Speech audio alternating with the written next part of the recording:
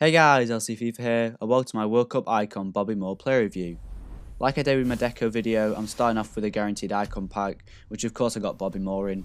He seems like quite a rare player to get watching other YouTubers' videos of like the mass pack opens that they do, and especially with him being an England legend, I'm really happy to get him.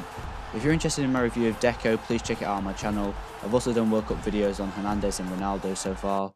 Anyway, this is the team I played Bobby Moore in, starting with Szczesny in goal, Piszczek, Bobby Moore, Varane and Bertrand in defence, Pereira, Tolisso, Deco and Griezmann in midfield, with Ronaldo Hernandez in strike.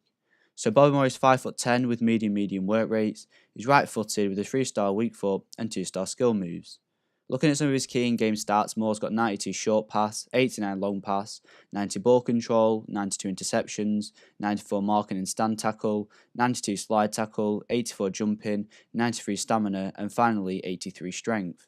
So moving into the in-game clips, I'll begin as always with the positives. The first one being something that I'm sure most of you look at when choosing the defender, and that is the centre-back's work rates and how well they stay in the defensive back line.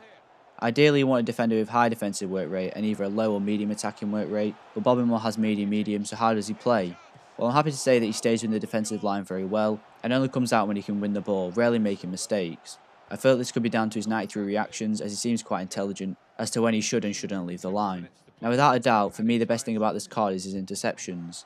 Bobby Moore managed to pick up literally every loose ball from the attacker and reads passes to make an interception where possible. It reminds me of Kante, but if he played at centre back, he's really that good. Definitely the best intercepting centre back I've used this year. Whilst we're on defending, I'll talk about his overall tackling ability. First off, his stand tackle, which is almost perfect being at 94. If your opponent runs side onto Moore or worse straight into him, you can be sure they will tackle the player and come out with the ball every single time. Secondly, his slide tackle, which is just as perfect being 92 rated. He slides well and never seems to foul the player coming out with the ball. He isn't the sort of player to make those hook-based slide tackles. Players like Sergio Ramos do that quite a lot, and they are quite impressive, but they're often not that controlled and have a high possibility of fouling the attacker. But yeah, overall, tackling-wise, Bobby Moore is rightly one of the best. His jumping is actually really impressive and makes up for his lack of height when it comes to in-air battles. Combining this with 88 heading accuracy, Moore doesn't struggle defensively with crosses, which is an initial concern I had.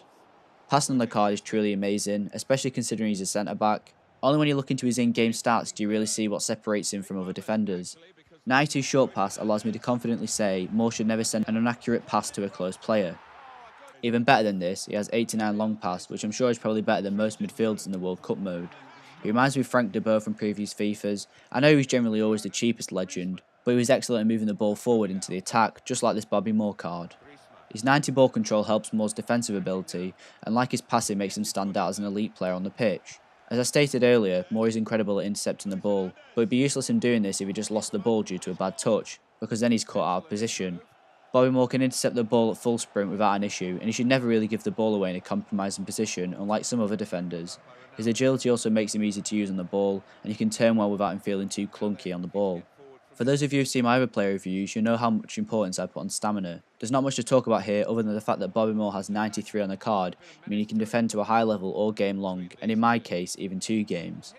The last positive I have for Bobby Moore is his strength, which I can't really fault at 83. It's not perfect, but I didn't really notice it being an issue, and he still manages to push attackers off the ball fairly easily. Now onto the negatives of this Bobby Moore card, starting with his pace. I wanted to put this first purely because by no means am I saying it's bad, it's just really average for a centre back. Considering there are players who are also excellent defensively and have high pace, I could see how it would put people off using this card.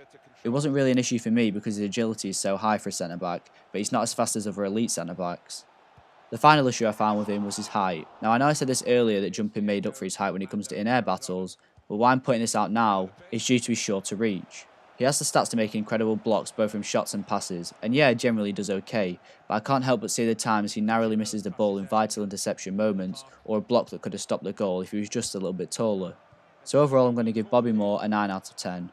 I've noticed that I'm winning a whole lot more games and conceding a lot less than before I used him in my team, and more often than not he has the highest end match rating out of all my defenders. There's no doubt in my mind he's impacting my team, which is what an icon should do.